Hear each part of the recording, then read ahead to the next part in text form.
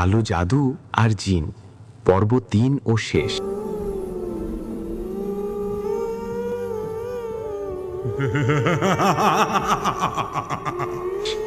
তোমাকে চিঠি দেওয়ার কারণ হচ্ছে তোমাকে সতর্ক করে যাচ্ছি।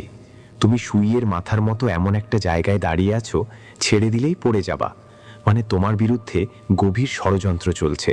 কালো জাদু করে তোমাকে শেষ করে দেবে একজন, এবং তোমার ফ্যামিলিও এহাই পাবে না।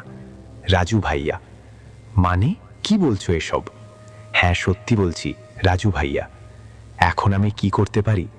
আমি তোমাকে সাহায্য করব, তবে আমি এখান থেকে বের হতে পারবো না। যা করার তুমি করতে হবে। রাজু ভাইয়া। কি করতে হবে বলো? আজ রাতের ভিতর, মানে সকাল হওয়ার আগে একটা কাজ করতে হবে। যদি তুমি সফল হও তাহলে বেঁচে যাবে, আর কেন তোমার কেউ ক্ষতি করতে চাচ্ছে এসবও জেনে যাবে। এখান থেকে ৯০০ গজ দূরে একটা বট গাছ আছে। সেই বট গাছের ডালগুলোতে দেখবা অনেক তাবিজ ঝুলানো আছে। তার মধ্যে থেকে নীল সুতায় বাঁধা 10টা তাবিজ দেখতে পাবা। সেগুলো তোমায় খুঁজে বের করতে হবে। তাবিজগুলো বের করে তার বিপরীত পাশে একটা কূপ দেখতে পাবে। তাবিজগুলো আকাশের দিকে তাকিয়ে গুনে গুনে সে কূপে ফেলতে হবে। তবে মনে রেখো, সময়ের আগে কাজ করে নিতে হবে। রাজু ভাইয়া। বট গাছের কাছে যেতে মাত্র 10 মিনিট লাগবে, আর সেগুলো খুঁজতে খুঁজতে না হয় 1 ঘন্টা। তারপরেই তো হয়ে গেল। এত সহজ না। তুমি বট গাছের ব্যাপারে কিছু জানো? এই বট গাছটা পাহারা দেওয়ার জন্য 3000 জিন কাজ করে। তোমাকে জিনগুলোকে টেক্কা দিয়ে তারপর যেতে হবে। মনে রেখো, অনেক ভয়াবহ পরিস্থিতির শিকার হতে হবে। ভয় পেলে চলবে না। এসব কিন্তু তোমার জন্যই। আমাকে বিশ্বাস না হলে বাড়ি ফিরে যেতে পারো। এই বটগাছটা সুলতান ভিখারির হাতে রোপণ করা। তিনি গাছটি লাগিয়েছেন কালো জাদু ব্যবহার করার জন্য। কালো জাদু করতে হলে সর্বপ্রথম জিনকে নিজের আয়ত্তে আনতে হবে। তাই জিনদের বসবাস করার জন্যই এই গাছটি লাগিয়েছেন তিনি। তবে এই গাছটিতে একসময় ভালো জিন থাকতো, যখন সুলতান ভিখারি বেঁচে ছিলেন। উনি মারা যাওয়ার পর খারাপ একটা ব্ল্যাক ম্যাজিশিয়ান এই গাছসহ জিনগুলোকে দখল করে নেয়, আর পুরো দেশ জুড়ে এই গাছটি দ্বিতীয় স্থানে ব্ল্যাক ম্যাজিক করার জন্য। তাহলে এবার তুমি ভাবো কি করবে? রাজু ভাইয়া। আচ্ছা, আমি যাব, যত বিপদের সম্মুখীন হই না কেন। আরেকটা কথা বলো তো, এই গাছে এত তাবিজ ঝুলানো কেন, আর জিন পাহারা দেয় কেন? এই গাছে তাবিজ ঝুলে থাকার কারণ হচ্ছে, কোনো কবিরাজ যদি কারো ক্ষতি করার জন্য নির্দিষ্ট ব্যক্তির নামে এই গাছে তাবিজ ঝুলায়, তাহলে জিনদের মাধ্যমে ওই মানুষটির ক্ষতি করা হয়। তবে তুমি বা তোমার মতো সাধারণ মানুষ এখানে তাবিজ ঝুলাই দিলে হবে না। একমাত্র যারা তাবিজ নিয়ে কাজ করে, মানে বড় কবিরাজ, তাদেরই হয়। তুমি যদি কোনো রকমভাবে তাবিজগুলো নিতে পারো, তাহলে তাবিজগুলো পড়ে দেখো। তখন বুঝতে পারবে কি কারণে তোমাকে কালো জাদু করেছে। রাজু ভাইয়া। ধন্যবাদ আপনাকে। আমি সফল হলে আপনার সাথে এসে দেখা করব। এই বলে রাজু ভাইয়াকে বিদায় দিলাম। বান্ধবী আমার দিব্যি বেহুশ হয়ে শুয়ে আছে। তারপর পাশ থেকে পানি নিয়ে ওর মুখে ছিটিয়ে দিয়ে হুঁশে আনলাম। ততক্ষণে ও বলতে শুরু করলো, আমি কোথায়? আমাকে মেরো না। আমি আর কোনোদিন জিন ভূত দেখতে আসবো না। ওর কথা শুনে আমি হাসছি। তারপর জয়াকে ওঠায় সব বলেছি। তারপর বললাম, তুই চাইলে আমার সাথে বটগাছতলায় আসতে পারো, না হয় বাড়ি ফিরে যেতে পারো। না বান্ধবী, এই জীবন চলে যাক, তবু আমি তোকে ছেড়ে যাব না। চল আমরা যাই। ওর কথায় মৃদু হাসি দিয়ে হাঁটা ধরলাম। ঘড়িতে দেখলাম 11টার বেশি বাজে। অল্প কিছুক্ষণ হাঁটার পর লক্ষ্য করলাম বটগাছটু বেশি দূরে নয়। কি মহা বিপদে পড়লাম। জীবনটাকে কত সহজ ভেবেছি, কিন্তু এই রাতের বেলা নিজেকে এমন একটা জায়গায় নিয়ে আসার পর ভাবলাম, যত সহজ ভেবেছিলাম জীবন তত সহজ নয়। আমি জানি না আমি কোন বিশ্বাসে এখানে এসেছি। নিজের অজান্তেই আমি রাজু ভাইয়ার কথা ধরে এখানে আসলাম। আদৌ কি এসব সত্যি, নাকি আমার বিরুদ্ধে কঠিনভাবে এখানেও জড়যন্ত্র চলছে? কখনো তো কারো ক্ষতি করিনি, তাহলে আমার এমন অবস্থা হবে কেন? কিছুই করার নেই। যখন এমন একটা পরিস্থিতি হয়েই গেছে, তাহলে শেষ পর্যন্ত লড়ে যাব। গাছটির কিছু সামনে আসতেই আমি আর জয়া ভয়ে খিচ খেয়ে যাই। একটু আগে দেখলাম কত সুন্দর রাস্তা, তার মাথায় বটগাছটা, কিন্তু এখন দেখি আমার সামনে 7টা রাস্তা। সবগুলো রাস্তাতেই বটগাছ দেখা যাচ্ছে। তার মানে উনি যে বললেন এখানে এসে আমাকে কঠিন পরিস্থিতিতে পড়তে হবে, তা সঠিক। এখন 7টা রাস্তা তো আর আসল রাস্তা হবে না। আমাকে আসল রাস্তা খুঁজে বের করতে হবে। হয়তো ভুল রাস্তা দিয়ে গেলে আমার সমস্যা হয়ে যেতে পারে। তখন আমার ছোটবেলায় দেখা একটা মুভির কাহিনী মনে পড়ে গেল। এমন একটা সমস্যায় নিজেকে আবিষ্কার করলে ডেল মেরে পরীক্ষা করে নিতে হয়। আমিও তাই করলাম। প্রথম রাস্তায় ডেল ছুঁড়তেই ডেলটায় আগুন লেগে যায়। উফস, কি বাঁচা বেঁচে গেলাম। ঠিক এভাবে 6টা রাস্তা পরীক্ষা করে নিলাম। সবগুলো ফাঁদে কোনো না কোনো এক ভয়ানক অবস্থা ছিল। প্রবেশ করলেই মৃত্যু নির্ঘাত। এবার 7 নাম্বার রাস্তার পালা। ডেল ছুঁড়ে দেখলাম না, কোনো সমস্যা হয়নি। তাই নির্দ্বিধায় সামনে এগোতে বিকট শব্দে এক হাসি শুরু হলো। ভয়ানক এক পরিবেশ সৃষ্টি হলো। জিজ্ঞেস করলাম, কে? সামনে এসো। আমি জানতাম ঋতু তুই এখানে আসবি, হা হা হা। এসেই যখন পড়েছ তখন ফিরে যেতে তো তোকে দিব না, হা হা হা। আমি জিন, আমি এই গাছের রক্ষী। আমাকে কেন যেতে দিবেন না? আমি তো আপনার কোনো ক্ষতি করিনি। এত কিছু শুনতে চাই না, তুই এখন মরবি এটাই ব্যাস। এই কথা বলেই কেন জানি সব নিস্তব্ধতা হয়ে গেল। পাশে ফিরে দেখি বান্ধবী কি যেন করছে, হাতের মধ্যে বালু নিয়ে উপরে চিটাচ্ছে। জিজ্ঞেস করলাম, কেন এমন করছিস? ও বলছে ও নাকি কিসের মন্ত্রতন্ত্র পড়েছে, যার কারণে এখানে 3019টা জিন পালিয়ে যাচ্ছে। তাই তো ভাবছি চারদিকে এত নিস্তব্ধতা আসলো কিভাবে। আচ্ছা, যা করেছিস ভালো করেছিস, কিন্তু তখন রাজু ভাইয়াকে দেখে অজ্ঞান হয়ে গেলি কেন? আরে উনি তো জিন ছিলেন না, আত্মা ছিলেন, তাই ভয় পেয়েছি। জিন কাবু করতে পারলেও আত্মাকে অনেক ভয় পাই। তারপরে সব শুনে কিছুক্ষণ দুই বান্ধবী অনেক হাসলাম। যাক, এবার সব ক্লিয়ার। এখন কাজ একটাই, তাবিজ খুঁজে বের করতে হবে। দুই বান্ধবী মিলে হাজার হাজার তাবিজের মধ্যে মোবাইলের ফ্ল্যাশের আলোতে খুঁজতে থাকলাম। তখন 12টা বেজে গেল প্রায়। অনেক ঘন্টা খোঁজাখুঁজি করার পর 10টা তাবিজ খুঁজে বের করলাম। হাজার হাজার তাবিজের মধ্যে খুঁজে পেতে সমস্যা হয়নি, কারণ সবগুলো তাবিজের সুতো লাল ছিল আর আমার তাবিজের সুতো নীল ছিল। তারপর একটা তাবিজ পড়ার জন্য খুলে দেখলাম সেখানে লেখা ছিল, নিজের বসে আসো, আমার কথা শুনো ঋতু। আর তার নিচে আমাদের পরিবারের তথ্য দেওয়া। যখন আরেকটা তাবিজ পড়ার জন্য খুলতে যাব, তখনই বিকট শব্দে আওয়াজ আসা শুরু করলো। চারদিকে এত জোরে তুফান শুরু হলো যে মনে হচ্ছে কোনো হাতি এখানে থাকলে হাওয়ায় উড়িয়ে ইন্ডিয়া নিয়ে ফেলতো। ততক্ষণে আমার থেকে তাবিজগুলো ছিটে গেল।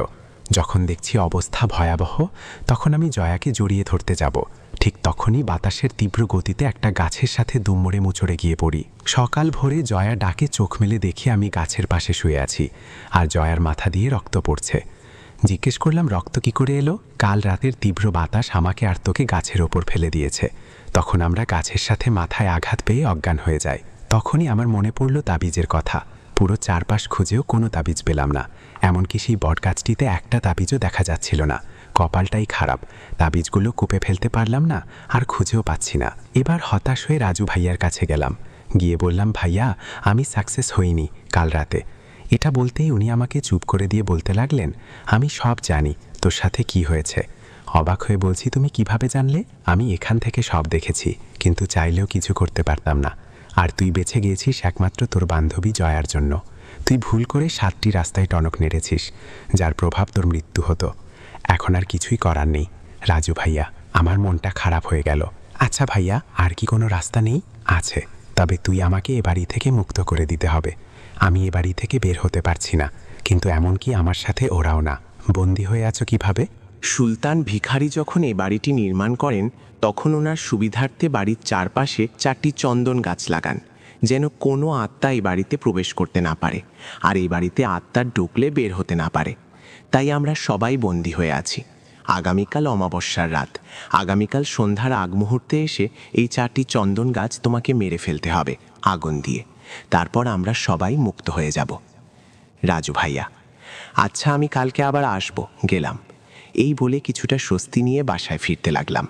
জয়াকে ওর বাসায় পৌঁছে দিয়ে নিজের বাসার দিকে যেতে থাকলাম। বাসার গেটের সামনে অনেকক্ষণ হলো দাঁড়িয়ে আছি, কলিং বেল বাজাচ্ছি, কিন্তু কেউ রেসপন্স করছে না। তাই বাসার পেছন দিক দিয়ে ঢুকে রুমে ঢুকতেই আমি যা দেখেছি তার জন্য মোটেও প্রস্তুত ছিলাম না। যেন আকাশ ভেঙে আমার মাথায় পড়ল। আমার সামনে আমার মা, বাবা আর ছোট ভাইয়ের লাশ পড়ে আছে। কেউ খুব নৃশংসভাবে মেরে ফেলেছে, চোখগুলো খুলে নিয়ে গেছে, রক্তে পুরো ঘরটা মাখা মাখা। কেন কেউ তাদেরকে মারবে? আমার বাবার তো এলাকায় শত্রু নেই। জীবনে কারোর সাথে দু কথা হয়েছে কিনা সন্দেহ আছে, নাকি ডাকাতরা এমন করেছে। কিন্তু না, বাসায় সব ঠিক আছে। বান্ধবীদেরকে ফোন দিলাম যেন আমার বাসায় আসে। সবাই আসলো, আর আমার মা বাবার লাশ দেখে তারাও আমার মতো অবাক, ভয় যা লাগে তাদের মধ্যে কাজ করলো।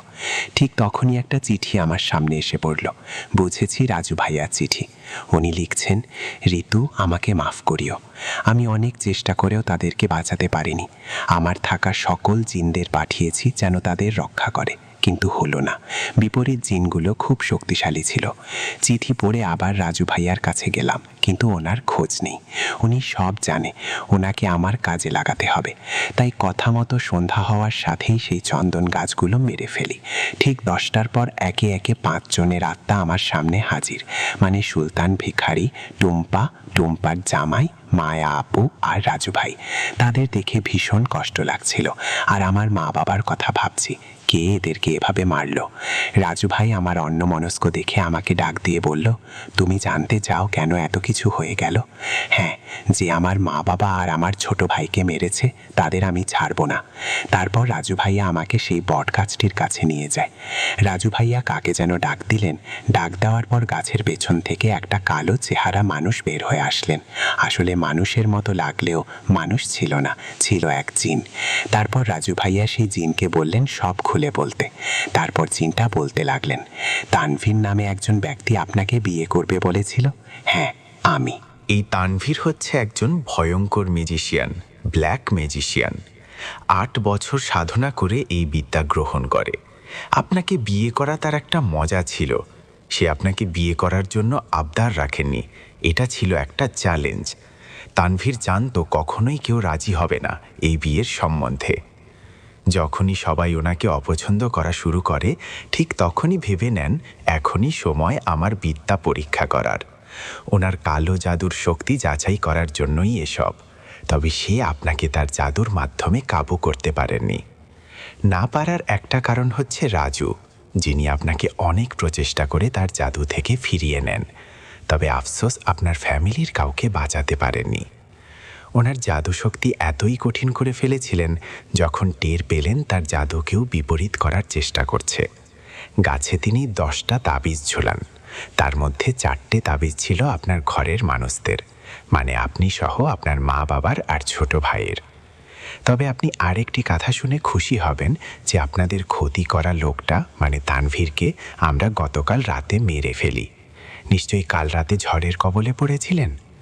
এটা হচ্ছে ওনাকে যখন আমরা মারার চেষ্টা করি, ওনার শিষ্য কয়েক হাজার জিন তোলপাড় শুরু করে দেয়।